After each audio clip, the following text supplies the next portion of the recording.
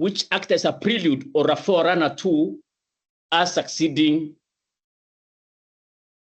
in the way we discharge our official duties, irrespective of the context in which you and I are in, because our leadership spaces are different. However, life is holistic in nature. And for this reason, whether you work as a security officer, as a teacher, as an advocate or a lawyer, as a journalist, or as a specialist in matters of agriculture and so forth, these three aspects of life are very pertinent. Of course, you know them, but the issue is, a philosopher called Socrates has said, repetition is a matter of learning, and therefore we will refresh our memory on this subject. The three areas that I want us to focus on in a short while, which act as a precursor or a forerunner or a prelude to effective delivery of service, revolves around these three issues. One is knowledge, the knowledge component. Secondly, the skills component. And thirdly, the character component. Knowledge, skills, and character. They also say this: the three are interconnected. The three are interconnected. None of these aspects of our life collectively is supposed to be applied independent of the others. It will become irrational, and secondly, it will become impractical.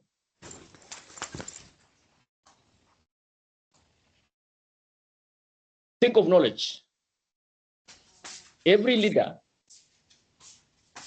must develop his body of language in a specific area in particular, and virtually in every other aspect of life. In other words, specifically and general. Specifically in the sense that you should at least be a specialist in a given area, and generally because life is holistic. And for that reason, therefore, we must endeavor to develop our leadership capabilities, one, by reading very, very consistently.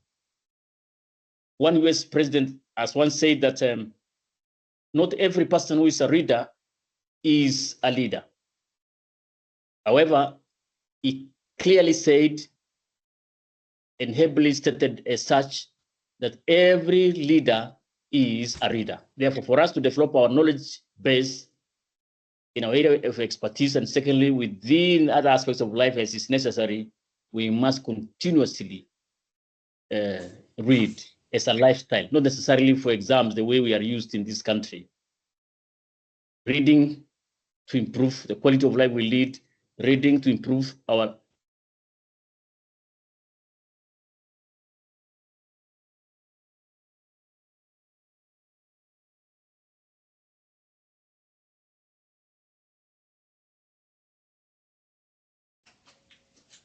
you are a specialist in international affairs.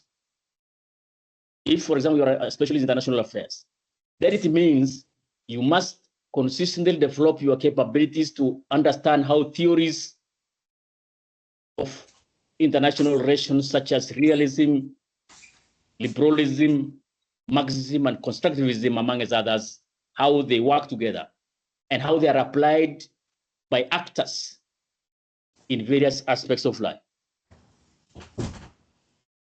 Knowledge also is important for mentorship purposes, and so it's always important. It's always important. Are you still hearing me, colleagues? Yes, we can hear you. Yes, sir. We are here. Enjoy the class. Yes, I encountered some disruption on my hand here, so I'm not sure. So we need to develop our knowledge base appropriately. Now, may I give an example? Benjamin Bloom, in his work, in educational taxonomy, has argued that there are 6 levels of understanding a concept. And I want to suggest that at your own time, you can read about this at your own time. Benjamin Bloom, 1956, entitled Educational Psychology. So educational taxonomy, excuse me, educational taxonomy. So he talks about 6 levels of understanding a concept, just to illustrate my point. The knowledge level, which simply means you have facts about a given issue. Comprehension level, which denotes that at least you have a basic understanding, if not in detail, about a given issue. Application level, you are able to apply theory into practice. Analysis, number 4, 5, synthesis, and finally evaluation. So that's what I'm talking about, that a leader must not conceptualize issues in a superficial manner, because leadership is centric. We deal with people. We make decisions which affect people. And because of that, we should never become complacent in the way we handle matters, including that aspect of growing intellectually and cognitively in a certain aspect of life, in particular, and generally in other aspects of life, because life is holistic in nature. Therefore, there is a bit that even as we think of the concept of strategic thinking, we must become conscious in this regard. Secondly, we are talking about skills, and these are obvious, and we know. Think of a technical skill, ability to undertake a certain type of work. I understand, then, therefore, you have advocates in this class. That's okay, and that's excellent. You are talking about legal writing skills as a technical skill, for example. I also presume you have teachers in this class. They should develop their pedagogical skills. I also believe that we have medical practitioners who should enhance their ability to conceptualize issues, to conceptualize the challenges a patient or patients may be grappling with, including the technical skill of injecting somebody, a patient, in a manner that is appropriate without doing so many unnecessary injections, just because you have not worked hard to develop your technical skill. I will not ignore the aspect of criminology, where you are able to understand the current trends, for example, in how white-collar crime evolves, and especially now that we as a country have a very highly learned citizenry. I just learned this morning that there is a county in Western Kenya which has over 100 PhD holders. I was actually amazed, and I'm extremely happy to know that. But my point here is we have a very highly learned population, and as such, even criminal activities within the context of white-collar crime is bound to rise. The question is, are you developing your capabilities in this area in terms of gathering information to get so that you have sufficient evidence to argue your case without appearing like you are manipulating processes or you are trying to subjugate others just because you have a privileged position in society? So those are some of the issues we're talking about. So even when we think of conceptual skill, the technical aspect of developing our conceptual capability can be used as an illustration, because sometimes as leaders, we lack the conceptual technical capability to actually draft, for example, let's say, a compendium of indicators, if you're a specialist in monitoring and evaluation. And therefore, in a nutshell, therefore, you and I must always develop our capabilities on matters technical skills. Secondly, the issue of human skills, the ability to work with people. The decisions we make will affect people. Those whom we work with are people. They're unique in terms of temperament. They're unique in terms of their culture. They're unique in terms of their needs. And for this reason, therefore, we must put emphasis on human capital, understanding how people work, how they feel, rather than too much emphasis on infrastructure and money. If we ignore, or if we don't put emphasis on thinking about people, I have no doubt in my mind that we might not go far. And actually, to be precise, we will go nowhere. So we must invest in people. And one way of doing so is to study about human temperament, because it affects how you work, it affects how you make decisions, it affects how you deal with other people. And for that reason, therefore, we should really invest in this aspect of life. You must understand yourself, how you make decisions, your own personal idiosyncrasies and so forth. You must understand. Culture of other people is also important to conceptualize. How culture influences the way people make decisions, their worldview, their a tendency to apply ethnocentric considerations even in the workplace, either intentionally or sometimes, and quite often, unintentionally. And for this reason, therefore, ladies and gentlemen, we must develop our capability on matters human skills. Example number 3 on the issue of skills still is the issue of conceptual skill, ability to work with ideas and concepts. Now that we are talking about the concept of strategic thinking as an emphasis, then this skill is so important because when we think of drafting or developing a vision of a certain organization, the concept of or this aspect of conceptual skill is very, very important. Finally, for now, under skills, you're talking about networking. Networking is part and parcel of life. And for that reason, therefore, we talk about strategic networking and operational networking. Strategic networking focusing on matters future, and operational networking focusing on what's going on now, whom you work with on daily basis in order for you to achieve your daily work targets within the context of your overall key results areas. And finally is the issue of character. And the emphasis here is on ethical decision-making processes. There's a fellow called Alexander Harvard. He came up with this theory called virtuous leadership theory. Virtuous leadership theory, whose emphasis is on matters ethics. And not just ethics from the context of those which have been written, as we often put emphasis on in this country. You talk of chapter 6 of our constitution, leadership and integrity. You talk about article 10. You talk about all those articles. From this perspective, the emphasis is on your own personal ethical rules, meaning you live by certain ethical ideas. I'm not disregarding the written part of it, but the issue is, if we are not ethical, inherently ethical, and we continue to improve on that, then we can easily manipulate other processes. Because there's no will to comply with them. There's no will to live by them. And for that reason, therefore, there is a danger, an absolute danger of disregarding those processes, because human beings are intelligent, they are rational. And because we are rational, we can manipulate processes if we choose to.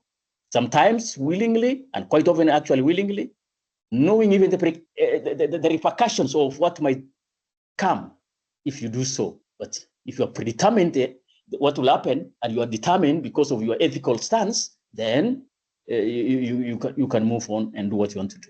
And that's why we put emphasis on virtual leadership model, which puts emphasis on personal ethos, the willingness to do right for its own sake, to do good.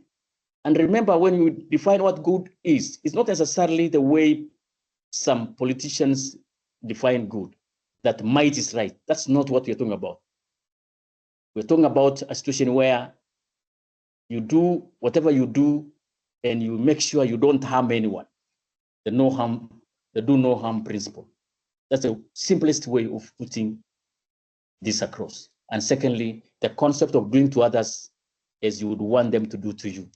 That's also another very, very pragmatic definition, because whatever you want other people to do to you, then you can go ahead and do whatever you want to do to them, knowing that you are not, you will not feel bad if they reciprocate.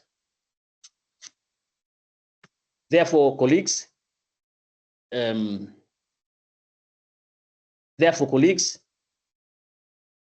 the 3 aspects of life which I've just submitted are interconnected. Knowledge, skills, and character. And in regard to character, I want to put emphasis on factual leadership model. Leadership model as postulated by Alexander Harvard, where you talk about the ethical ideals such as humility, authenticity, compassion, forgiveness, and so forth. Part B of my presentation, that's now part A. Part B of my presentation revolves now around strategic thinking. And there are 4 aspects of it that I want us to consider. 4 aspects of it. A is the issue of conceptual level. 2, tactical level. 3, operational level. And 4 is aspect of monitoring and evaluation. Monitoring and evaluation. Basically, we're talking about the 3 levels, but the question is, how can we tell whether we have succeeded in our processes or not? And that's why we're talking about level 4, monitoring and evaluation. Monitoring, of course, continuous processes of trying to find out whether you are doing what you're supposed to do. And of course, a major evaluation after some time, maybe 6 months or 1 year, to check on impacts and so forth. Now, for now, may I ask this question, and I'll give you an opportunity to respond. As a leader, depending on the leadership hierarchy you are in your organization, a time comes when either you and others or you as a main leader will be involved in making strategic decisions within the context of, or at the context of conceptual level, which is done normally by the top management. So may I put this question to this class? What are the key issues which we grapple with at this level, at conceptual level? What are the key issues? And because I'm using my cell phone, colleagues, if you just want to talk, just talk, because I may not be able to really tell quite easily who would want to talk. I'll just give you an opportunity to talk. And the point here is, we're talking about conceptual level to illustrate this concept of strategic thinking. What are some of the issues which we grapple with at this level within organizational governance? So I give this opportunity to any of us to contribute.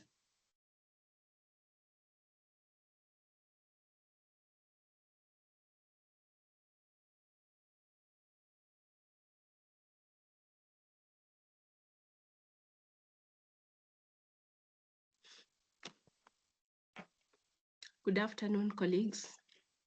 May I contribute to what our lecturer has just indicated?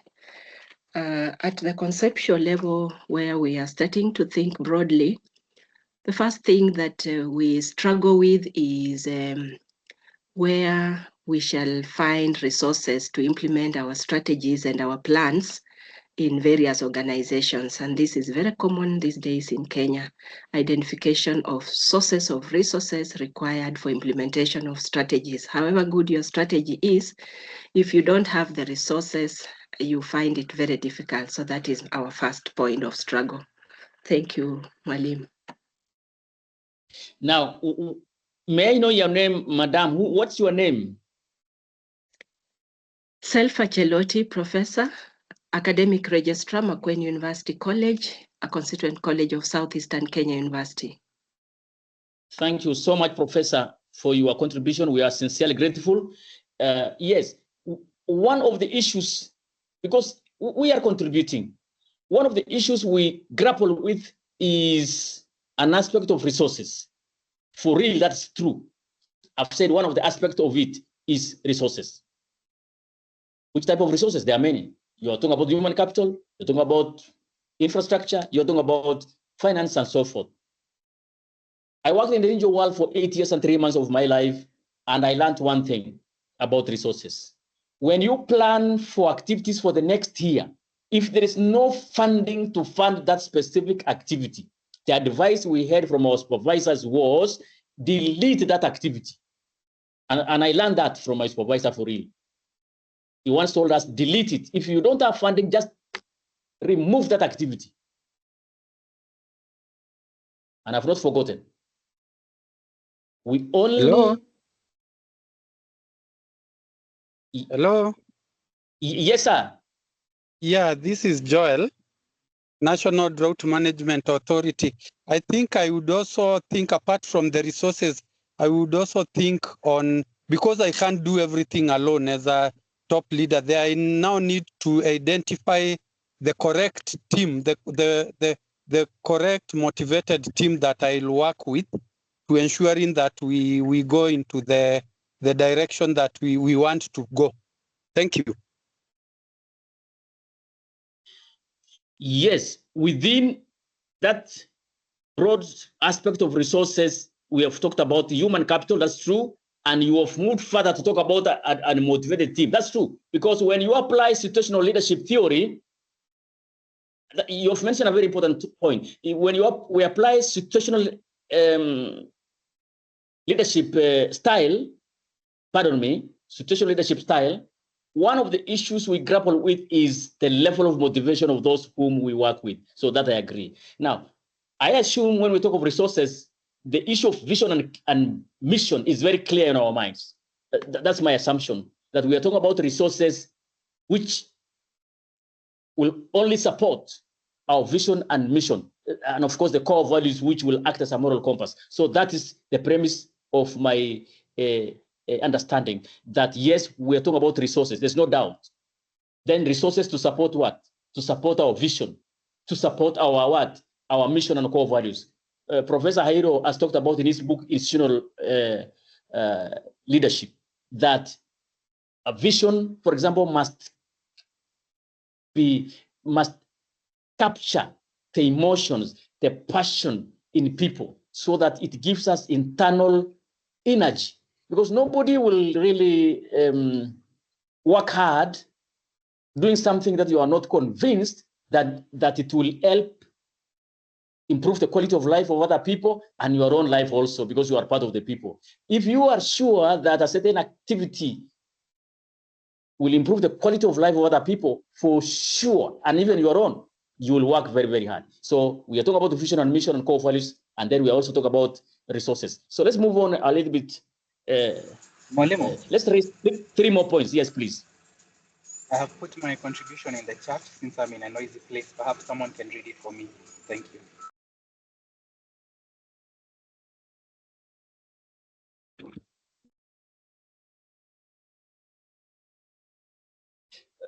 Please read for us if you can what you have written. I can't see. I'm using my own cell phone. I can't see. I must confess. Okay. I mean, I know it's I may assist. Okay. Kindly read for me. Yes, please. Yes, please, Prof. At conceptual level, one of the challenges is top-down thinking, idealistic and theoretic plans and policies that are out of touch with the felt needs of the populace. Strategies that lack empathy.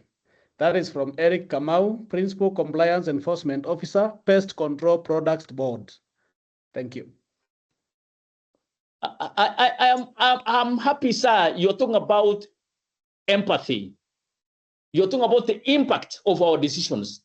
And that's what an authentic leader should consider. That's what a leader who applies virtuous leadership should consider. You must be compassionate. Don't make decisions that are really out of touch, as you put it.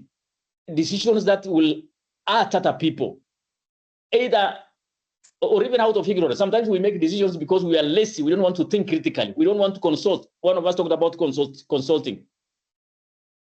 That's a good one. The issue of considering the impact, psychological impact, physical impact, emotional, cultural, and so forth. And therefore, for us to do so, we must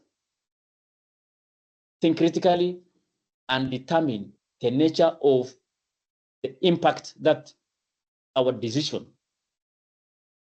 will cause, either now or in the years to come. And for that reason, therefore, we must really be very, very careful. Let's identify 2 more points before we move on to the second aspect of this strategic thinking. 2 more points, maybe. Hello, Professor.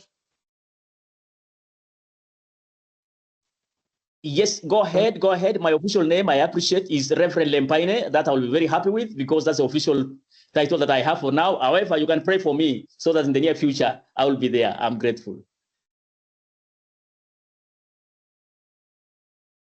Go ahead. Go ahead, please.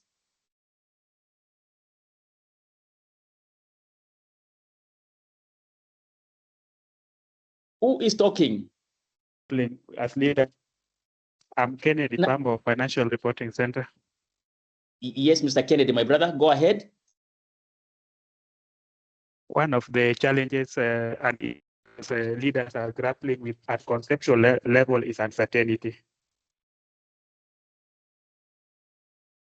You are trying to make decisions, but at that point, because it is at conceptual level, you see it is a visionary thinking. Even you still imagine this process in your mind. Sometimes you have not even concretized on the issues. So most of the things are still not clear. There is a lot of certainty. There's a lot of risks. There is also a lot of fear whether the decisions will yield into the impact on the goals that you intend to achieve. So that level of uncertainty is one of the key challenges at the conceptual level. Thank you so much. May I say this? Amongst the many points I was expecting you to mention, this is one of them. This is one of them. And now that you have mentioned about risk analysis, I think I should be contented. The Bible requires 2 or 3 witnesses to ascertain an issue. We have raised sufficient evidence in this regard. Risk analysis. That's what you're talking about. We are talking about PESTELE. You analyze political risk, ethical risks, environmental, and all those other issues that are connected with. May I raise my case in regard to point number 1 or level 1? I mean conceptual level. In this context, it's always made, or these strategic decisions are made at a top level by the top management, depending on your organization. Depending on your organization. Level 2, tactical level. Tactical level, of course, is done by middle-level management. So may I hear from some of us, what are some of the actions which take place in this, at this level, tactical level actions? May I hear from some of us?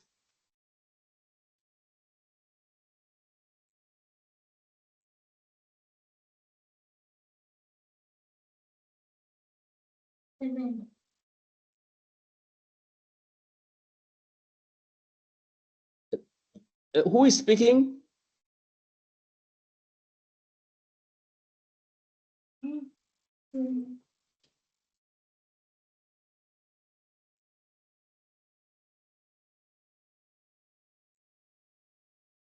Yes, Go I ahead. can try. Yes, please, please. My name is Wario. I'm the class president. Thank you, Mr. You said Wario? Wario Guyo. Oh, yes, yes, Mr. President, Guyo. Guyo is easier. Guyo, yes. Yeah, thank you, sir. I think at the tactical level, basically, the focus now shifts from defining that broad direction into delving into day-to-day operations in terms of translating the long-term strategic plan into concrete actions. So it's all about implementation, because at the conceptual level, we are dealing with where we are going. But at the tactical level, we are dealing with how we are going to get there. So the question is, how are we going to translate our strategy into action? So the interpretation of the strategy is the main thing at the tactical level.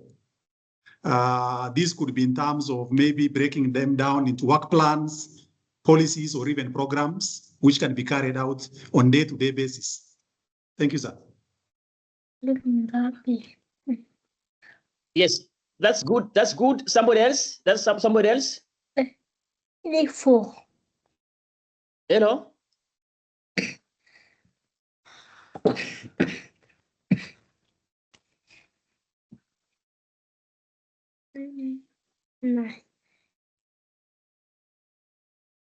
Mr. Guyo,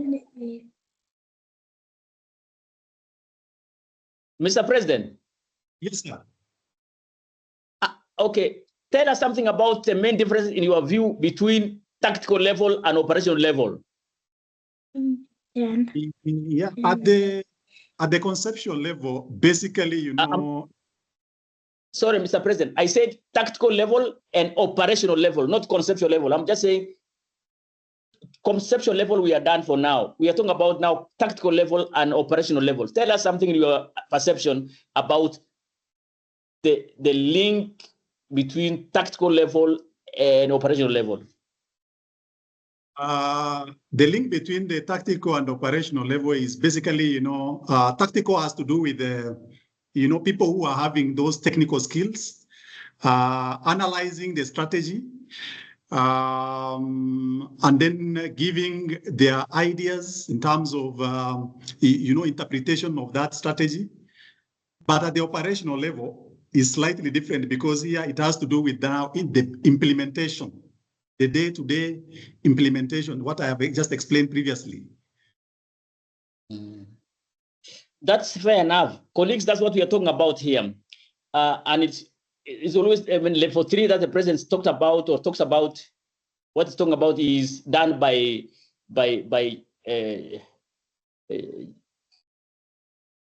supervisors, those officers who deal with day-to-day activities directly. And I like one of the issues that the president has raised. He talks about interpretation of strategy. Yes, at the conceptual level, we come up with strategy also. However, we shall deal with this issue also in level 2, conceptual, I mean, tactical level, interpretation of it and actualizing it. And that's why we are free to conceptualize an issue properly. I'll give you an example for further interrogation.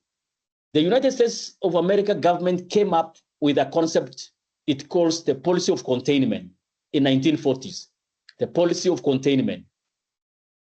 And at the conceptual level, in that policy of containment, the 4 pillars are clearly stated, which act as a premise, as a foundation on which this thinking is anchored on. 4 pillars.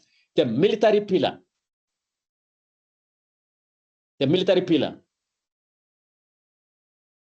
Secondly, the economic pillar. Thirdly, the technological pillar. And fourthly, the diplomacy pillar. I listened a while ago when I was taking my lunch. I normally watch world news when I take my lunch, unless there is something which interferes with me, or if I'm not at home and so forth. And by good chance, I just saw the presidential address of the US leadership. And I tried to listen to a speech regarding what's going on in the Middle East vis-a-vis the policy of containment, which was actually actualized in 1947. And I realized that it's true that this policy of containment is still being applied appropriately as per the context, in the sense that the leadership is talking about the US has sent astronauts who will go above the moon. It has never been seen on Earth before. That I cannot attest to say yes or no. That's beyond me. I'm only illustrating my point. The military might, the economic might, that the US as a country has enough oil, so to speak. Now that it's getting more oil from Venezuela, even if the Strait of Hormuz is not open, the US citizens will not really suffer much, not much at all. That was what I heard. As per the authenticity of that, it's beyond me. Mine is to illustrate based on an historical fact, what can be documented. Remember, a philosopher called Aristotle has said, when you make a statement, make sure you think about the logos, the content. Think about the pathos, the issue of empathy, how others understand it, and how it can affect others, and the issue of ethos, the issue of ethics. So I'm sensitive about this, so that for accuracy purposes. My point here is at a conceptual level in 1940s, when the policy of containment was crafted, the intention was to outwit the former USSR in every facet of life. together with our allies. And evidence abounds that this policy of containment has helped the US maneuver within the international system for many years as an hegemon. Some scholars in international relations may argue that it's becoming a weaker hegemon. That's okay. Mine is not to defend whether it's strong or weak, but the issue is the policy of containment has propelled the national interest of the United States. And therefore, my point here is we must come up with a strategy within the conceptual level which will help us propel our vision. Even at the conceptual level, we come up with compendium of indicators so that at the tactical level, when we continue monitoring, we know what is to be monitored, but it has already been determined at a strategic level. And that's why leaders at the strategic level must be highly trained, really. Leaders at the strategic level must be highly trained so that they can guide the rest of us in a very meticulous manner when they know exactly what is supposed to be done. The final phase is the issue of monitoring and evaluation into bracket compendium of indicators, just to make our work easier. We have to monitor what is going on. And the basic question to ask is, have we succeeded or not? That's the bottom line of the argument. You use log frame to monitor what's going on as a framework. If you use that, the better for you, so that you are able to differentiate outcomes from impacts and so forth.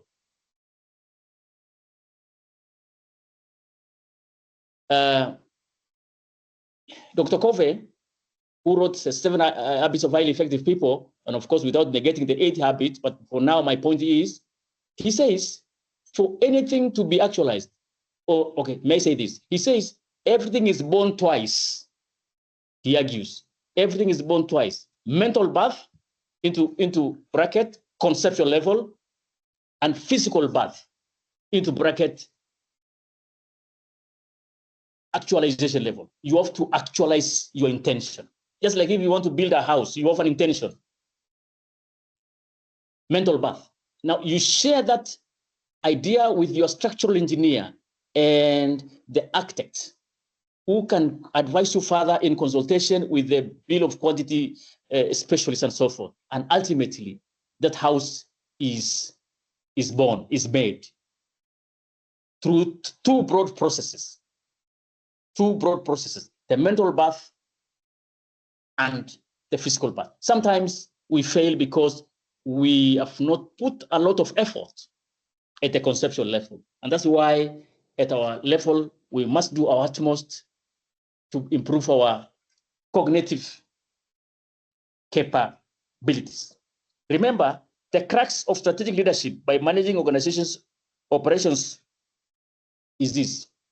The crux of strategic leadership is to manage our institutions effectively with one intent finally, to improve productivity.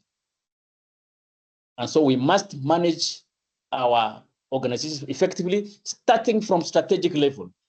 Because what do you manage if your thinking is premised on a precarious sand, meaning on there are no structures? Because again, at the conceptual level, we create structures.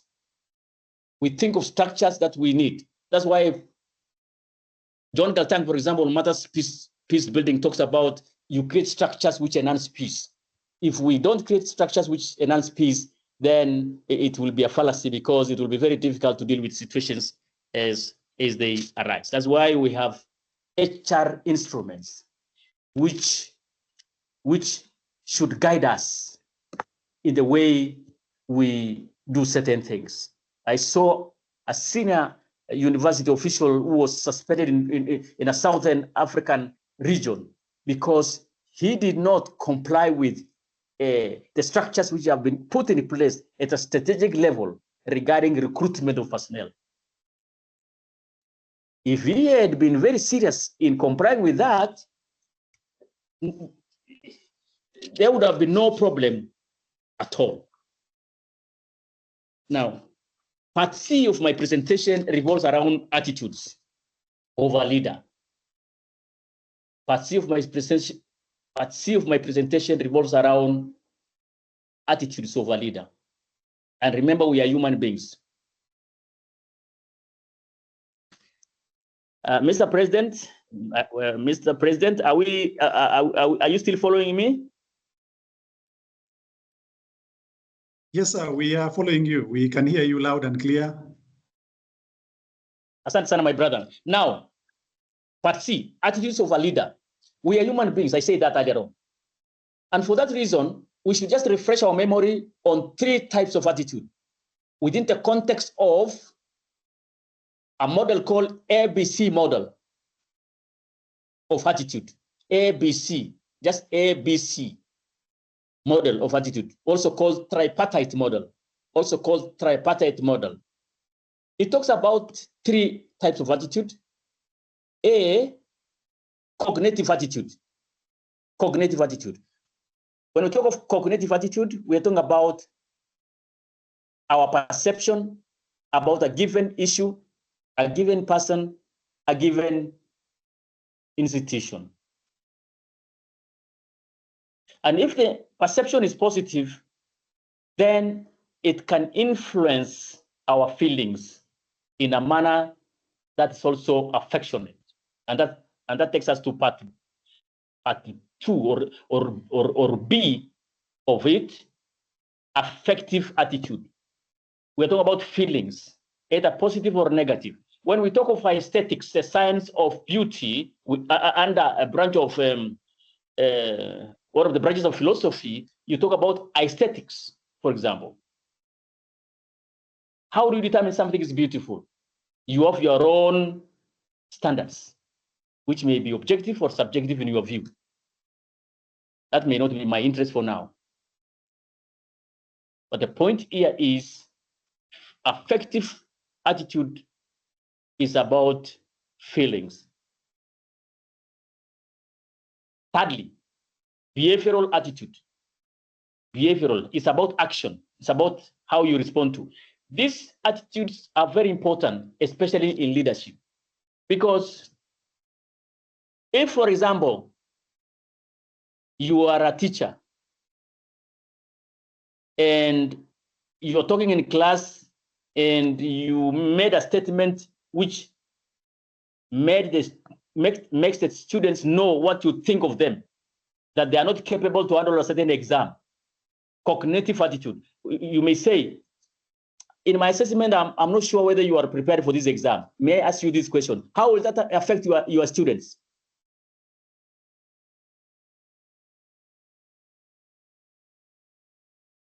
How will it translate into action?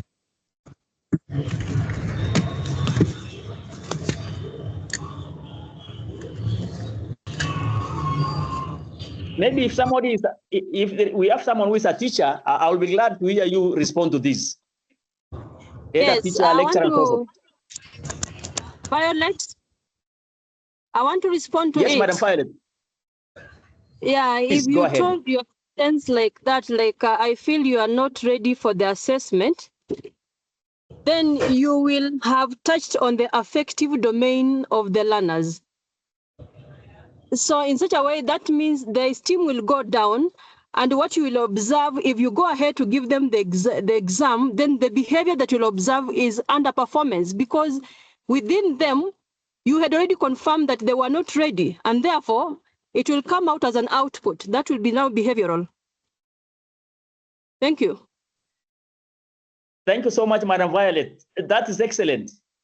Suppose okay, like in 1990s, there was this desert operation storm which took place in Kuwait to liberate Kuwait from the Iraqi occupation.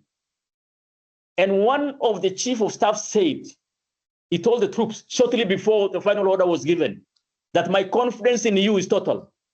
Totally, like total. I don't know whether I've pronounced it well or not. My children normally tells me tell me, sometimes you have not pronounced well. I'm talking about total, T-O-T-A-L.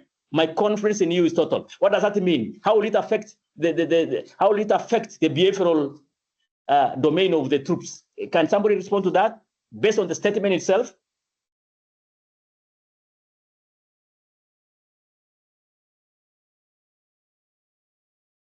I think it's a mark of confidence. So basically, he has given them assurance that he has a lot of confidence in them. And I think winning is not only about winning battles on the battleground, but they have already won, actually, in their mind that they are going to win. So I think in terms of what I would say, maybe boost it can boost the morale of the troops. So by giving them that assurance, basically he is already giving them a lot of confidence, and they would have actually won that battle already in the mind before they actually actualize it on the ground. Exactly, that's what we're talking about, sir. And that statement was actually said by one of the chief of staff, so it's an historical fact. So the point here is, you as a leader must be careful about your attitudes consistently, because your body language can tell what you think about somebody. Sometimes you may not know. When you write an email, some people are trained linguists, and others may not be trained linguists, but through experiences of life, or some are translators. They have done other courses and then they have been trained in translation studies later. And now they can even read the tone of your email. The grammar is good, ethically okay, in terms of semantics, legally speaking, everything is fine. However, they are able still to read the tone, which can tell them your attitude towards them, and they will respond appropriately. Even as parents, really, as parents, our children know what we think of them. They know, they are not gullible. And that's why we must develop a positive attitude towards them, encourage those whose IQ is high to do better, encourage those whose IQ is average, because an issue of IQ is God-given. You don't give, I cannot give myself a very high IQ beyond what God has given to me. But if you become lazy, of course, you cannot even utilize the IQ that has been given to you by God through nature and so forth. I'm told of a story like this, that there was a certain father who used to tell his son, wewe ni mjinga. From time to time, wakiwa na conflict, anamwambia ni mjinga. Conflict ikikuja, he tells him, wewe ni mjinga. Unfortunately, one day, his teacher also told him, wewe ni mjinga. I don't know what was the context. And so somehow he believed that for real, it appears like he's absolutely ignorant. But I don't want to say mujinga as such to mean ignorant, because the Bible is clear. We only have one fool, and that who says there's no God. So I'm not talking about a fool to mean an ignorant person. The word should be, it should translate in this sense, ignorant, lack of understanding of certain issues, not that of the foolishness from a biblical perspective. No. The boy was not foolish, really, because he did not deny the existence of God. I must be explicit on that. Hello. Therefore, colleagues, yes. Yes, I wanted to contribute something about attitude, because Please go ahead, my brother. I've been in the system for quite some time, and I've realized it's like this attitude thing of the leaders, like what you said, when an email is written, you are able even to read the tone. I used to think, actually maybe you might prove me wrong, but I used to think that is generated from these SLDP courses, because what I've noticed, like most of the colleagues I've engaged with, before SLDP, when they are writing email to me, they address me by Dear Joel, Dear Joel, Dear Joel, this politely. But immediately after SLDP, when addressing me through email, it's just Joel without any dear, which I find sometimes so dismissive, or sometimes even writing an email without even referring to a name, just writing a single line. So to me, I think sometimes we should also look the way we are molding us as leaders, because it's like we are encouraging leaders after this SLDP course, they develop another attitude which like separates them from the managers and the other staffs in the organization. Thank you. Unfortunately, that's not our intention. That's not our intention at all. Our intention is to apply knowledge appropriately. I detest the type of writing which doesn't respect the feelings of others. I have been privileged to do some basic translation studies in practical context. I'm not a trained linguist either, but the point here is I've done language work for over 10 years of my life, and therefore I can understand the issue of tone. The issue of tone. To write an email which says dear all, it would be better to talk of dear colleagues. So I agree with you when you talk of, don't just say, okay, don't omit somebody's name where possible. Show that you have taken your time to write this email. Because communication is about an aspect of relationship. It's an aspect of a relationship between you and somebody else. So may I correct this statement, sir? We have not encouraged anyone to disregard official protocol when communicating with colleagues. To the contrary, within the context of effective leadership communication, we actually encourage etiquette, order, precision in the way we do things. That's why I said earlier on, Aristotle has said, focus on 3 aspects of your message. The content, that which he calls logos. Make sure you have evidence of what you're talking about. It's credible. Secondly, empathy.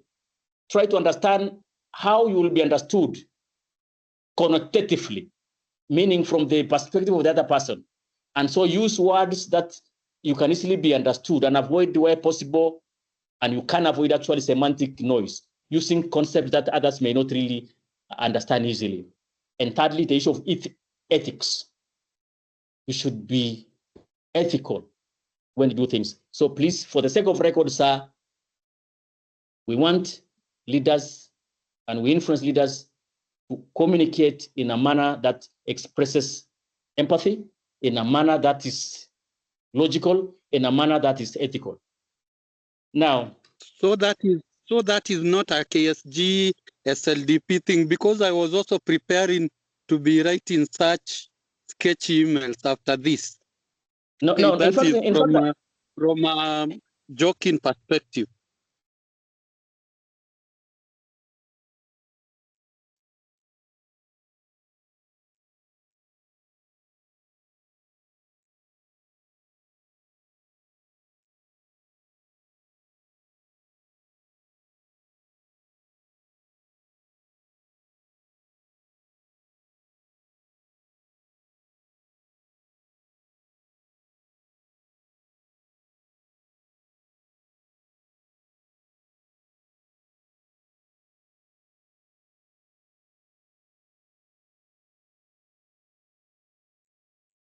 I can't hear anything. It appears we have lost Bwana Lempaine, perhaps issue of network. Yeah, I can't hear him. Yes, yeah, but I think the question that had been asked has been well answered. So as we wait for him, so that I may not know what has happened, we can still proceed. One of the things that I saw that he was talking about is the issue of the mindset. And I think even the question that has just been asked by the last question was about a mindset, and leaders' mindsets must be, we must be clear of our mindsets. We must be clear of our attitudes, so that even when we communicate in such a way that we are well understood, we don't appear to demean anybody, and we are doing the right thing. And therefore, one of the things in this program, that is SLDP, is to ensure that we really and clearly understand. Excuse me. We clearly Excuse understand. Me, Mr. Gachagua. Okay. Sorry, I had a technical itch. Allow me kindly to finish what I have shortly, then I can exit. There was a technical itch, sir. Okay. Sorry for that. Sorry, colleagues, for that. Now, I was responding to what has been said by our colleague, and I want to say just in a nutshell that that's not our intention, and I was afraid the statement was almost out of context. I'm afraid. That was my perception, actually, just to speak with clarity. I must confess that because we have not really, it will be logical to train leaders to not to deal with ethical issues in a manner that's professional, really. Now, colleagues, my final submission is on the issue of mindset of a strategic leader. Mindset of a strategic leader. And so the issue is, who can identify, not really who, we are many here. Let's identify a few characteristics of aspects of a strategic leader. In other words, if you are a strategic leader, what characterizes your way of doing things? So this should take us the shortest time possible. Then I exit the stage. Then my senior, Mr. Gachagua, will proceed from there. Can I contribute, Salem Paine? Yes, my brother. He should be flexible in when they are leading, so that they are able to adjust to changing environments, changing factors within the working environment and such. Thank you. Excellent. That's good. Okay, I think it was Joseph Wambua before you will speak, colleague, in the next one. When you study situational leadership style, one of the attributes of that approach is a leader must be flexible, so that you deal with situations as they come. You can even think about this. You can assign an officer to undertake a certain type of assignment, and you need to know that there are some aspects of that assignment which may not motivate this person. So you can allow them to do that assignment up to the extent that you think they are motivated, and secondly, to the extent that you think their technical skills allow them to execute that assignment effectively, and then you can even now bring somebody else. So I agree, situational flexibility is key in leadership all the time. Our colleague was contributing. Please go ahead from there. Okay, I want to talk about visionary thinking and strategic adaptability. When you look at the education setup and you need to make decisions as a strategic leader, and we look at the example of use of AI, we should be visionary in our thinking and strategic in adapting AI. Look at what is the impact on our development of our children in Kenya, use of AI. Thank you, facilitator. Thank you very much. That's good. On matters related to artificial intelligence, we must be very careful. I read a certain article where Justice Lenaola once advised advocates to be careful about citing certain sources from unverified artificial intelligence sources. That's a good caution, so that what you cite should be, in terms of content, must be credible. In terms of ethics, must be trustworthy. She talks about education, yes. Think of competence-based education, where we focus on aptitude, a child's potential, which can be nurtured. We also consider their passion. And so, yes, it's true. Should be futuristic. In a nutshell, we're talking about futuristic. A mindset of a leader also should be. Yes, go ahead. Go ahead. I'm from Kenya School of TVET. That's why I'm talking about education sector. I'm Nancy Michelle. Thank you. That is good. Kenya School of TVET. I'm grateful, colleague. Now that you are a lecturer, I know. I was impressed recently. I came to see my niece who has just joined Kenya School of TVET, and I am impressed the way you are really working hard to train our young people to become competent in the area of expertise. I was impressed by the order that I saw when I came to your institution recently. I am really grateful to know you come from that school. Any other contribution before we conclude? I think, Pastor Lempaine, there's something else on empathy. This is Nancy Ochego, where while we are coming up with solutions, then we need to also understand the environment we are working under, and especially the people.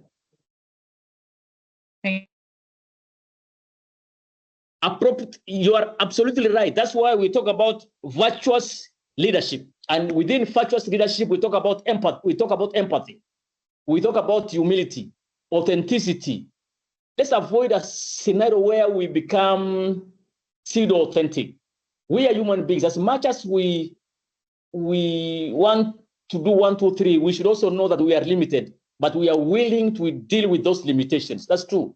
The issue of empathy is there all the time. Finally, from my hand, because there are so many characteristics, is the issue of critical thinking. That we should continuously develop our critical thinking capabilities for him. So that even when we talk of problem-solving capabilities, we are able to analyze a situation appropriately as per the context. That's why I appreciate one of the schools within Nairobi here, whose motto is, use your common sense. I like that myself, because we are not sure what will happen tomorrow.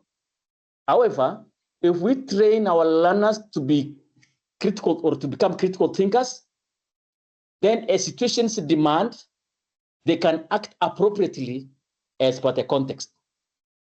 So colleagues, may I say thank you so much. I must say I'm really grateful for your contribution. I'm extremely happy that in a class like this, where we are dealing with each other, we are talking through an online platform like this, where we have some challenges on modern technology related issues. We are still able to communicate in the best way we can, what I can consider now effectively. I am extremely grateful and happy for you. Now, may I wish you well. May I now request my senior Mwalimu Gashagwa to continue from there. And I wish you God's blessings. Next time you come to the campus here, you can look for me. I'm Reverend Lempaine. I'm the school chaplain. I'll be glad to meet you and pray with you. Asante sana. Ukikuja within hapa, karibu sana. Asante sana, colleagues. So, Sina Gashagwa, where are you, sir? Thank you. Thank you, Bwana Lempaine, for that wonderful exposition. I'll just summarize what you have just talked about, because you have talked, you have covered much of what is expected in this afternoon session. So thank you very much, and God bless you for what you have been able to do this afternoon. Now, thank you so much, sir. As you know that I have another class, please allow me to exit the stage as I told you earlier on, so that I can prepare the one for 4:30, my brother. Thank you. Asante sana, colleague. Bye. So, ladies and gentlemen, we proceed from there. We are just recapping and summarizing what our colleague has just indicated to us. And as my preamble, I'll just ask you to tell me what this means. This is a Chinese proverb. If you are planning for 1 year, plant rice. If you are planning for 10 years, plant trees. If you are planning for a lifetime, educate your children. What do you think the Chinese meant when they said this? Caroline Ibwaga?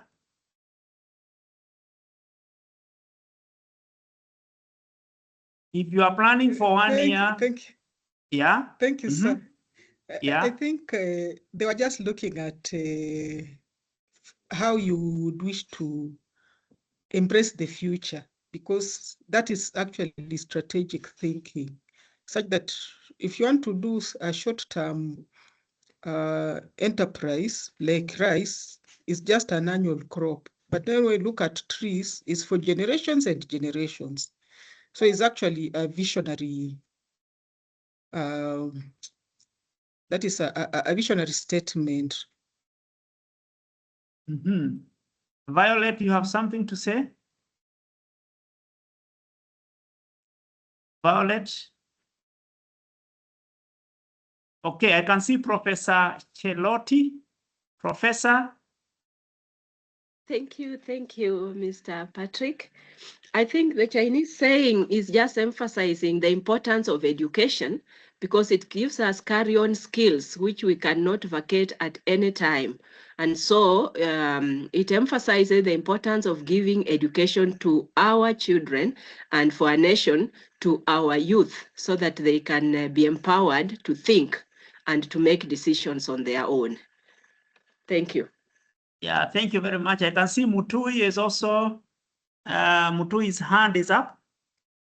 Yes, I think mine is to say that that Proverbs emphasizes on both education and thinking in terms of generations instead of just 1 year or 10 years. Because when we educate our children, we are sure that future generations will be able to transform their lives and the lives of the people, the society they live within. Thank you. Mutui, Kabata can conclude. Kabata, you can hear me? If Kabata, Cyrus then, Cyrus.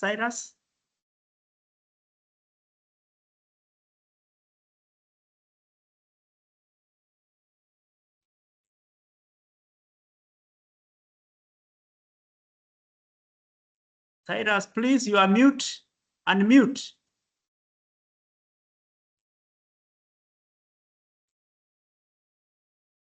Yes, now you can hear me? Can you hear me now? Yes, we can. Yeah, I think they were addressing things to do with the vision planning, mission, and the objectives in their planning, so that they can achieve both long-term and short-term plans. Thank you.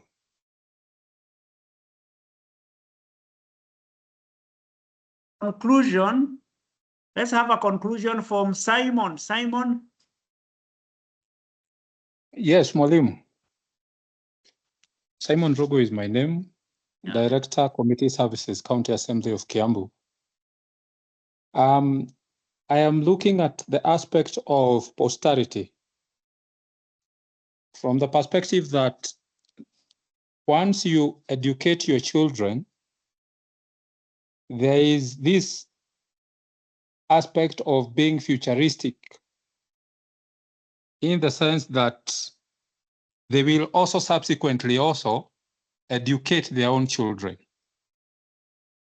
So it is a sort of like a long-term framework that not only empowers the current generation, but it is an open-ended process in the sense that if there will be subsequent generations, the impact will be felt so many years into the future. That is my contribution. Yeah, thank you. Then let's have a conclusion from Catherine, our Deputy President. Okay, colleagues, my thinking maybe in relation to what we are learning, I think when we put the proverbs or the saying, I think in the short term, the immediate action, like if you plant rice, that I'll take it as an immediate action, maybe the operational or what you are thinking. Then for the trees, maybe will be some sort of tactical, that is in the medium term. And then educating the children, maybe will be a long-term vision and an impact. So that's me thinking. Yeah, thank you, Catherine. I think I would come in and perhaps jog our minds and, and focus on our planning. Mainly in this module, what we are looking at is strategic and visioning. And you know very well that a vision provides a guide. You know, a vision provides a guide and inspiration, by depicting where the organization is and where it aims to be in the future. If you look at our planning horizons, we have what we call our annual plans. We also have what we call our medium-term plans, and we also have what we can call our long-term plans. For example, our annual plans, we have them, what we plan to do in the year. Our medium plan, what we plan to do within the next 5 years or so. And we, for example, as a nation, we have what we have as our Vision 2030.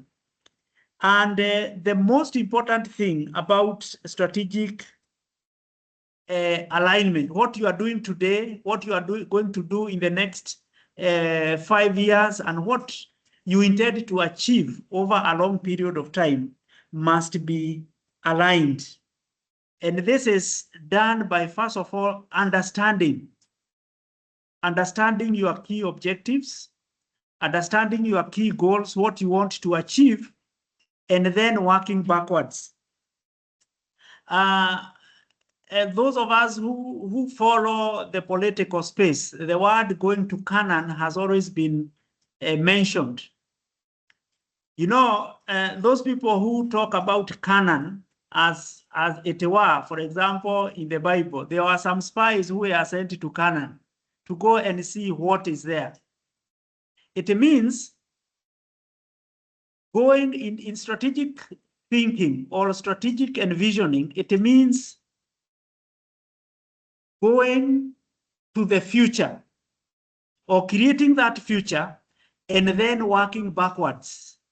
Asking yourself, what am I going to do in the first 1 year? What am I going to do in 5 years? What am I going to do in 10 years? So that I can realize what I am intending to achieve in the next 10 years or so. So when it comes to strategic envisioning, we must be able to create our own future. And leadership is about creating that future, because leadership has a lot to do with envisioning. Leaders are vision creators. Managers are vision implementers.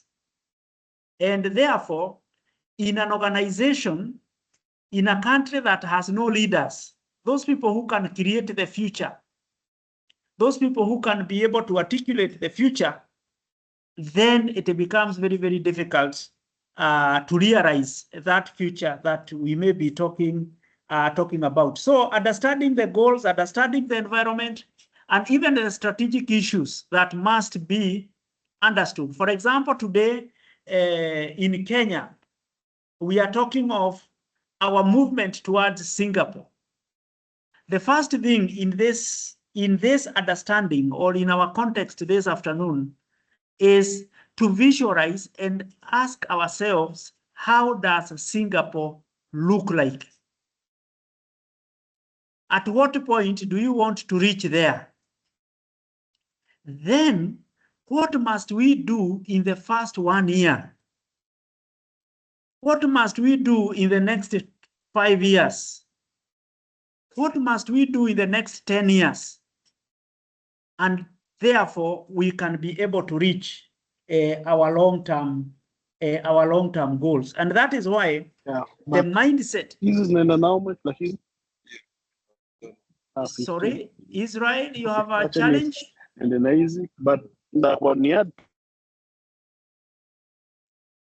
Israel. So if we must therefore have the mindset that we need therefore to ask ourselves, what is the mindset of this leader who has that kind of characteristic, that visionary leader, that leader who is endowed with a strategic and visioning strength. One of the things that this leader must have or must characterize this leader is that they must have a growth mindset. One of the challenges that we are having in our country, one of the challenges that we are having in our institutions is lack of this kind of mindset, a growth mindset, which is very, very important for institutional and personal development. If a county, somebody has said, is from Kiambu County, what is the vision of the leadership of Kiambu County? What is the vision of Kenya as a nation? What is our vision? What is the vision of our departments? This mindset, we must develop a growth mindset. That is, we are growing, we are not stagnating. We need to have that growth mindset. The other one is strategic focus. We must think long-term. We must think long-term. Normally, when we have a formal class, a physical class, there is a place in the Kenya School of Government, I take people where there is a giraffe, and I want us to visualize a giraffe. A giraffe is the tallest animal in the jungle. A giraffe, if you look at where the eyes of the giraffe are positioned, they are positioned up there. And therefore, a giraffe can be able to see very far. Leaders must be able to see very far. Leaders must find difficulty in seeing close range. If you look at a giraffe would find it easier to see far than short range. In fact, a giraffe gets a lot of problem. Even drinking water is a big challenge to it. That is what this kind of leaders, the leaders that we want, should look like. Having difficulties in seeing things that are short range, but being able to see far. Because the short range is the business of managers. Because it is them who are carrying out what we call the hard stuff, strategy, structures, and when they are doing all this, it is them who are likely to see those things. But for us is to articulate the future. We think long term, and that is why, if you just grow rice in 1 year and you don't think about where rice will come next year, you'll have a problem. I'm also happy that we have someone from from disaster management. Thinking long term means, like now Kenya has had a challenge of flooding, we have just, in a few years, we have come out of a drought. So in terms of leadership, in terms of strategic envisioning, is to look at Kenya in the next 50 years. Will we be complaining about the challenges that we are facing today? Then if they become perpetual problems, then it means we are not learning from the present. Also, the mindset of this strategic leader who will be able to bring the transformation that we are looking at is adaptability, flexible, able to learn very, very fast that this can't work, but this can work. We have taken the wrong route. Let us change course. Adaptability is very, very critical. And finally, self-aware. And I think my colleague Elempaine has mentioned many of this. Self-awareness has a lot to do with emotional intelligence. Being aware of yourself, knowing who you are, also being aware of the emotions of others, able to understand and interpret your environment is a very critical aspect of a mindset of a leader, because you are not doing it alone. You are doing it with others. So I don't know whether you were able to get the question that I asked. And the question that I asked for discussion was, in terms of planning, many organizations in our ministries, departments, and agencies, and the counties, all of us are expected to have strategic plans. And we do it all the time. Now the question is, to what extent do we realize the realization of those plans? As a nation, to what extent have we realized Vision 2030? We are only a few years to the expiry of this planning horizon. How much can we say we have realized the Vision 2030? Because plans are drawn to be implemented.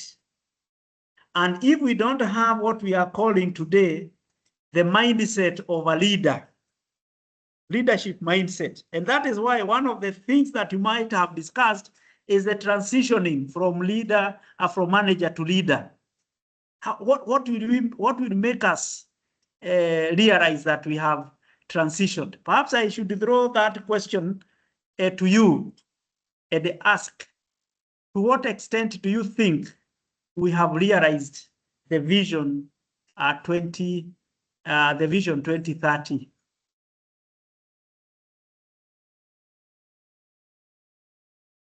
Who will go first?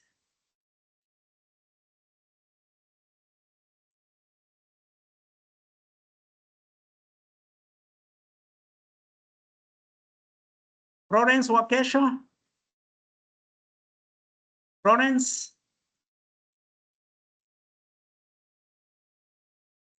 Florence, can you hear me?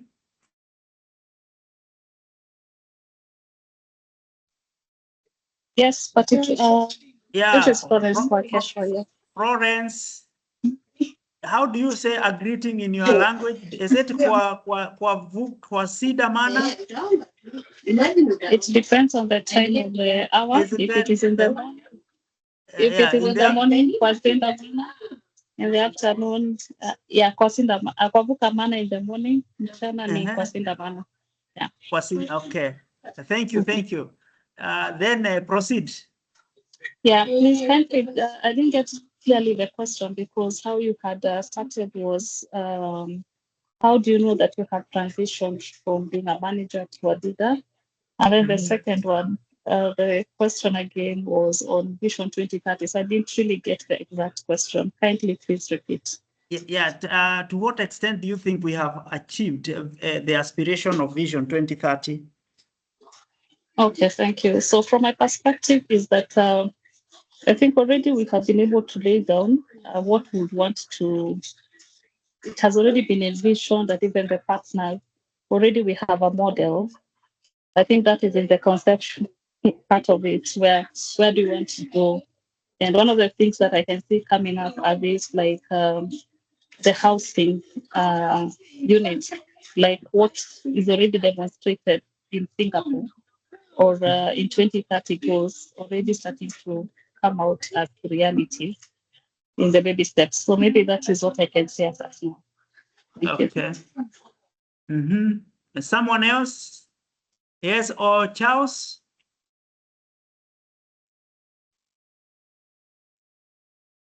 Okay, thank you.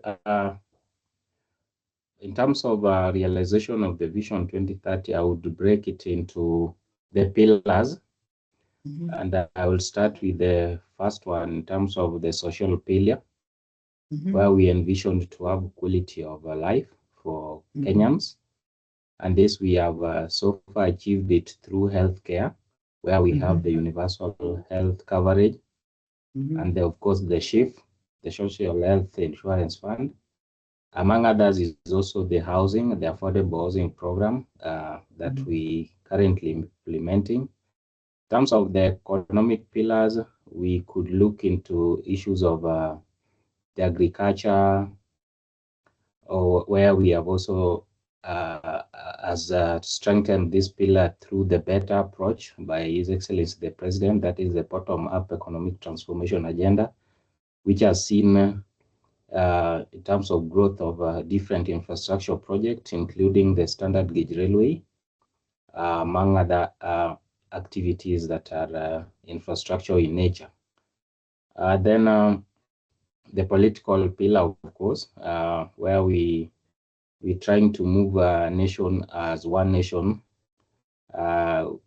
basically through the vision, through the Constitution 2010, where we preach unity as a country. So basically, that's all I can say in terms of realization of the Vision 2030. But we still have more to achieve it fully, because we expected an industrialized country, which we are yet to achieve. Thank you. So, okay, thank you, Charles. I think what I didn't want us to, in terms of understanding, I'll still go back to Lorraine Aseka just before that. I want to say that when it comes to evaluation, we cannot be able to, the aspiration of the Vision 2030 is to be a modern middle-income country by the year 2030. So in terms of leadership, it's a question of understanding how does a middle-income country look like? How does its housing look like? How does its agriculture look like? How does its education look like? How does its health system look like? How does its road network communication infrastructure look like? So these are some of the things that are very, very critical when it comes to evaluating the success of a strategy. And you can only be able to do that if, as we had said earlier, first of all, created the future. Created the future and then working backwards. So that is very, very, very critical. You find that even in our own organizations, every time we come up with strategic plans, the most important thing is to have the growth mindset. The growth mindset that is of making the organization better than we found it, making the department better than we found it, making our country better than we found it. And that is from the proverb that we were talking about, planting trees means that you are making the environment better than you found it.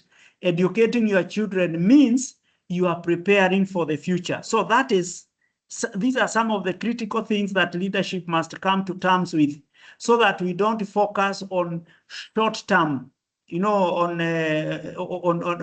what we see and what we experience in the short term, but we have to expand our horizon. So Aseka, you wanted to say something? Aseka? Yes. I think I wanted to say almost the same. Some of the things that I wanted to say, you've already touched on them.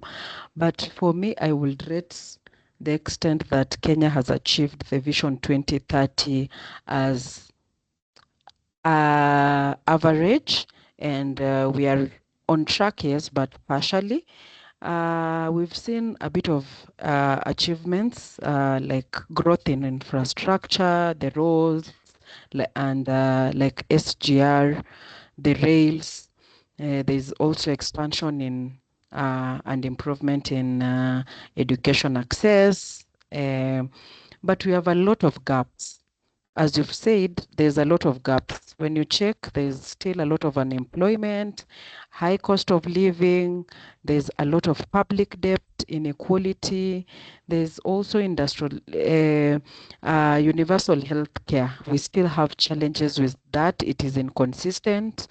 And when we talk about, because we are in a leadership and strategic leadership class, when we talk about leadership in terms of governance and corruption, there are so many challenges in terms of transparency and accountability in this country. So the corruption is high and we don't have good governance. That is, we still are not at a place where our leaders want to be accountable and transparent enough. So looking at the cause and pros, weighing them, you will see that there are so many gaps rather than we've not achieved a lot. So that's why I say that I conclude that we are on track. Yes, we've done a few things here and there, but it's still partial. Thank you. Yeah, thank you. Thank you very much, Aseka. One of the things that I would want to mention when it comes to planning, planning is also sequential. Planning is also sequential, so that anything that you do, you also have to look at the multiplier effect. Because in my own take is that concentrating on high impact projects on programs that will have a multiplier effect in the long run, so that they help us. There is something that you can do that will also help you to help you to cross the next river and the next river. They become bridges to make you cross to the next or to jump to the next hurdle. So what is our concentration? Where do we concentrate? Where should we put our effort? Where should we put more resources? Those are some of the things that are very, very critical in strategic envisioning. Because, for example, you may come up with a program or a project which, once you establish it, it may not be usable in the next 10 years or 20 years, waiting for another one to be completed. So that is, those are some of the things, some of the hurdles that come in and affect our strategic plans. But it is always important as leaders at this level to have the capacity to do an evaluation, to say, are we on track? Are we moving in the right direction? This is what now defines the mindset of a leader, because if a leader must have a growth mindset, at every one time when you are in point A, you are always looking at a positive trajectory, which is very, very critical for a leader who has a growth mindset. I don't know whether there is any question or any comment so far. Yes, Wambua? Wambua, Joseph, you have a comment?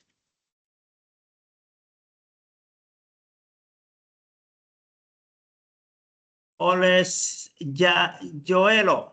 Ras Joelo? Yeah. Yes, thank you, sir. My comment is on sessional paper number 8 of 2012. Yes. The paper on realizing the full potential of Northern Kenya and other arid lands. I think we have, as we said, we have most of this, the policies, the papers, the strategies, they are there. It's only something, a gap which comes somewhere in the implementation, because if you look at that paper, actually, it was opening up Northern Kenya, the arid and semi-arid lands, and most of the resources in Kenya, like 90% of the tourism is concentrated in Northern Kenya. Over 90% of the livestock in the country is in Northern Kenya. Most of the natural resources, sand, they are found in Northern Kenya and other arid lands, the ASAL lands. So I think we have the strategies. Like Aseka said, it's just that we are somewhere, but still there are some thorns within the systems which are still holding us back. Actually, I think Kenya, we have the best papers. I'll give an example of the Her Excellency, the former governor of Kitui, Charity Ngilu. She one day went to Malaysia during her term as governor for Kitui. She went to Malaysia. She went to benchmark in Kuala Lumpur, the capital, about the modern sewerage, the waste disposal, etc. So when she got there and she met the team of experts there, they were surprised. They were telling her, how come you are here to benchmark from us, and all this we learned from Kenya? These are ideas stolen from Kenya. So I think Kenya, we are way ahead. It's only a few things here and there which are holding back. Thank you, sir. Yeah, thank you. Thank you very much for reminding us, because Joel Mutiso. Joel Mutiso, NDMA Kitui, drought management Kitui. Drought management, yes, Bwana Mutiso. Thank you. That is very true. Many countries came here, especially after our session paper number 10 of 1967, and they came in and gotten the vision that we had. Yes. 65, session paper number 10 yeah, is sorry, of 1960, yeah, of 1965, sorry. Yes, session paper number 10 of 1965. And they borrowed so much from us, they went and implemented. And most of the Asian tigers now are surprised that we are actually going to them for benchmarking. But what I can say is that for them, because we are also talking about implementation, they had, they went full blast in terms of implementation. They had no reservations in terms of implementing the programs and the vision that they had. For us, perhaps we dilly-dallied, and one of the things is that sometimes when programs and projects are politically driven, sometimes we may not realize the full benefit of such programs.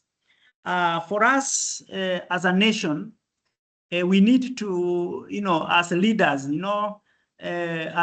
we still bear the responsibility of ensuring that we transform this country. And we can only transform this country if we have a no-nonsense approach to the implementation of the programs and the projects that can transform this country. So in terms of implementation of programs and projects, it's very, very important. We need to ask ourselves where the rain started beating us. I think even in Konza City, the Koreans are facilitating us to put up a university. And this university is also as a result of what we were able to assist them or to learn from us in the late 60s and the early 70s. And therefore, we are saying that we need to relook at our implementation strategies. Where do we go wrong when it comes to implementation of our programs. So as leaders who are charged with the implementation, because most of us are in the level of implementing these programs, we need to really really work hard in terms of coming up with the strategies to ensure that our programs and the projects are implemented. But this can only be realized if we focus on ourselves as leaders, our mindset and attitudes as leaders. Are we focusing on growth? And most of the times when we are focusing on growth, it is not always easy. We must be very resilient to be able to overcome challenges, because as people, as leaders, especially in the public service, in the executive arm of government, we are not likely to operate devoid of a space that has no political dynamics. And therefore, we must develop a hard skin of resilience so that we can be able to guide this country forward. Again, also, let us also understand, as leaders, we must have a mindset of service, an attitude of service.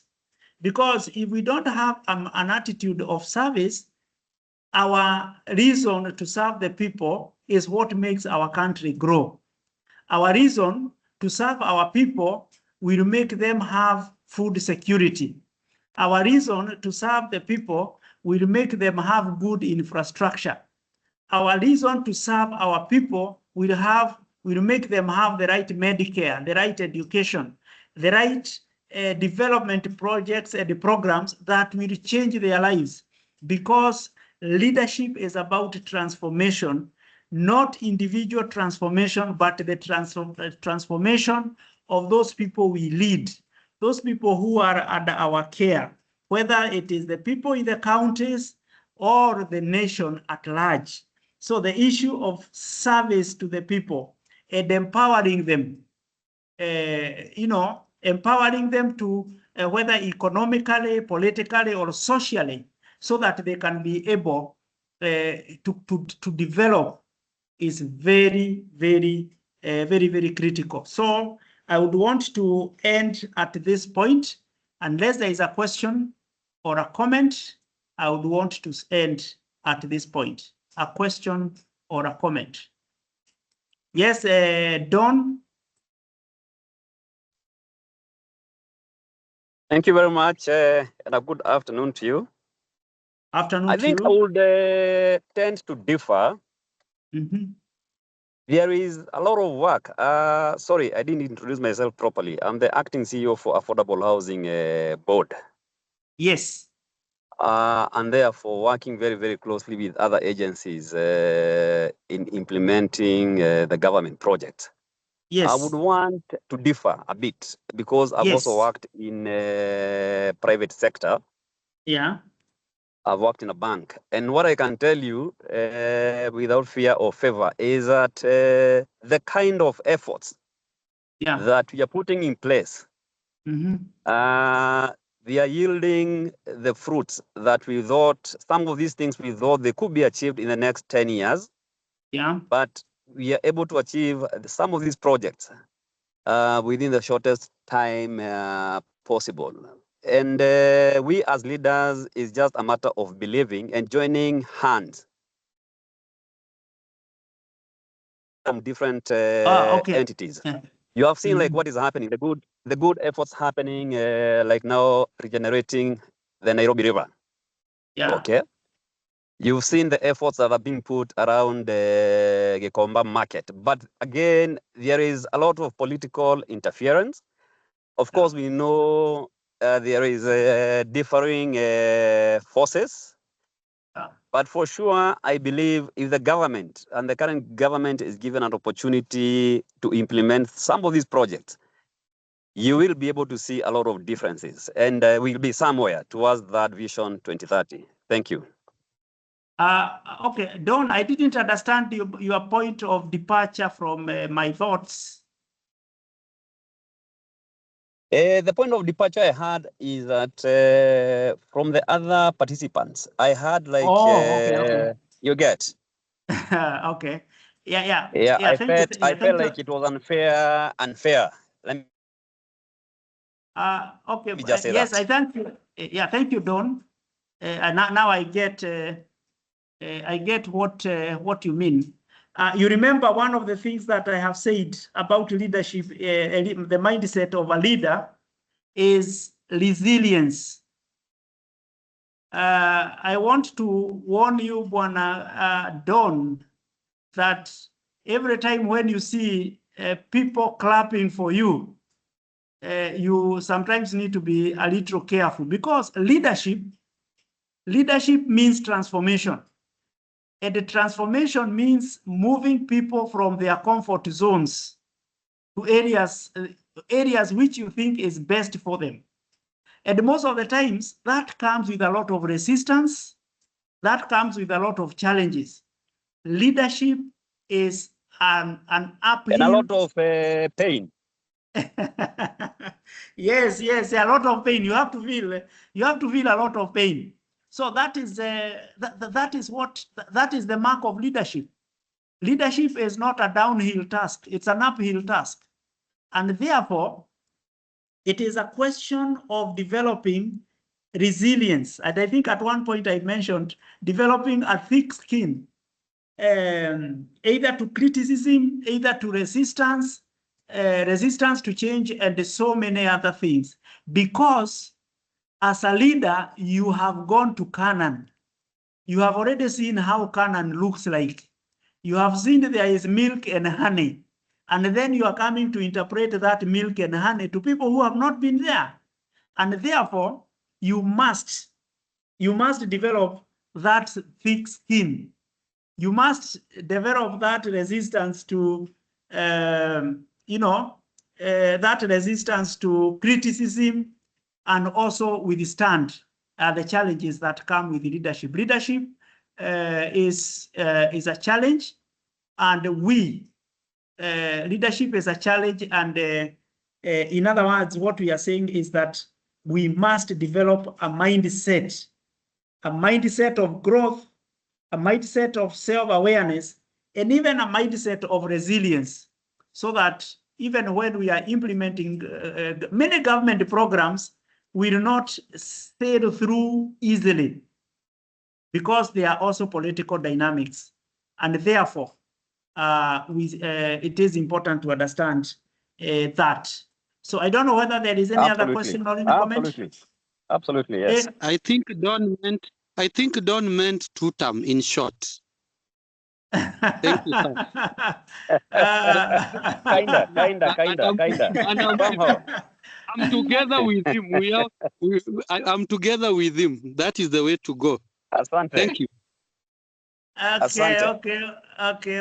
Okay. Any other question? Any other comment? Who are supporting Don? Just a comment. Yes. Me, I'm supporting Don. Joel, comment. Who are you? Me. The one who wants to comment. Me, I'm just supporting that the current things which are going, they should be given some time. And like I said in one of the comments, we can't realize impact in 5 years. Impact can only be realized after a long time, like the 10-year period. Okay. Thank you.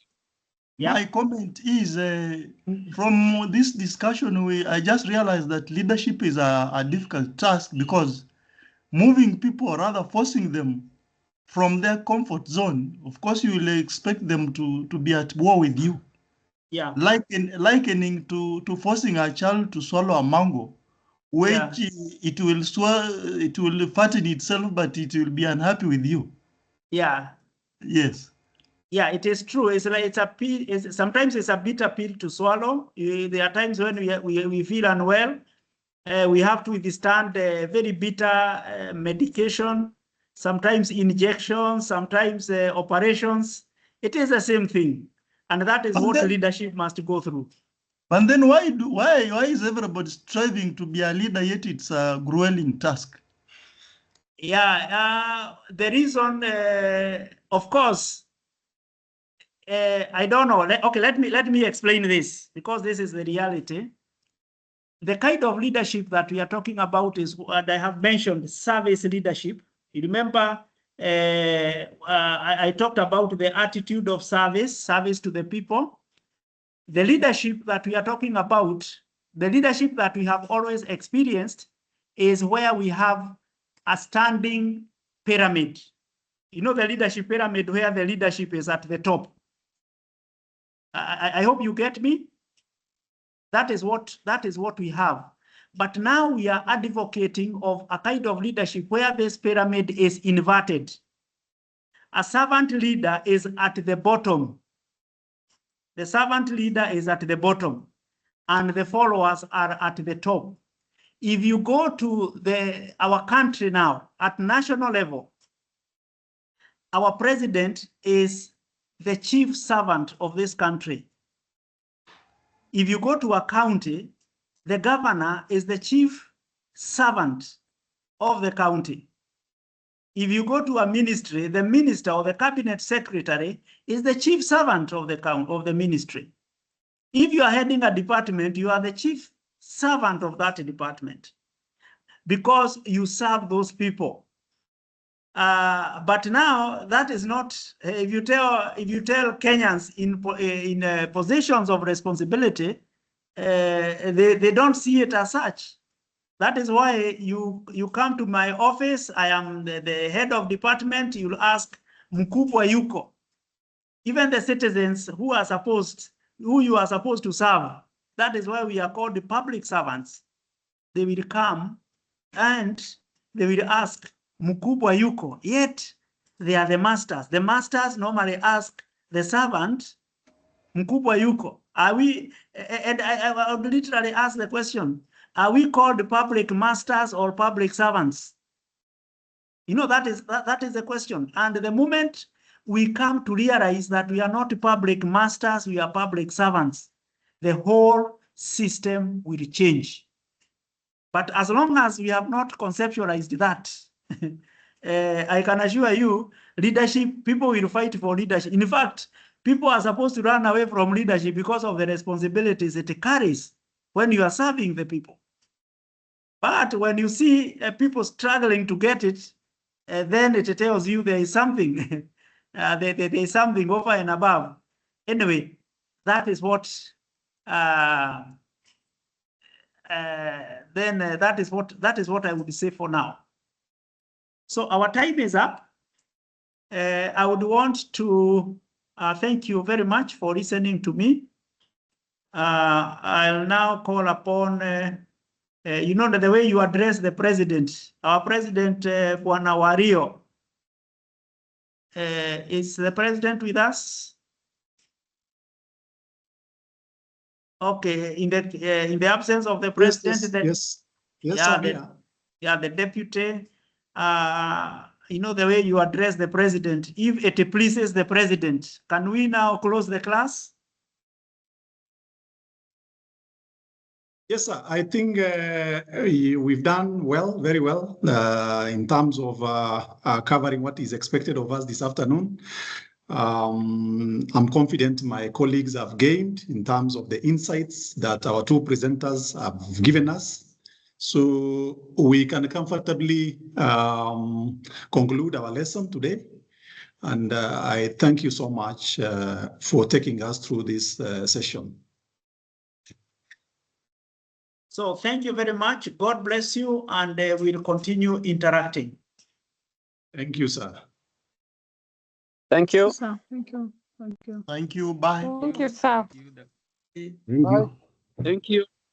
Thank you. Bye, everyone. Thank you and bye-bye. Thank you. And have a happy Easter holiday. Great. Happy Easter. Thank you. You too. Blessed Happy Easter. holidays. And if there is someone in Happy Mombasa, Easter. I am in Mombasa. Someone in Mombasa? Easter. Thank you. We already left Mombasa. Easter. Yeah? Thank you. Happy We already Easter. left Mombasa. Someone in Happy Mombasa? Easter, everyone. Kwaherini. No longer in Mombasa. Yeah, thank you, thank you. Have a great one. Thank you.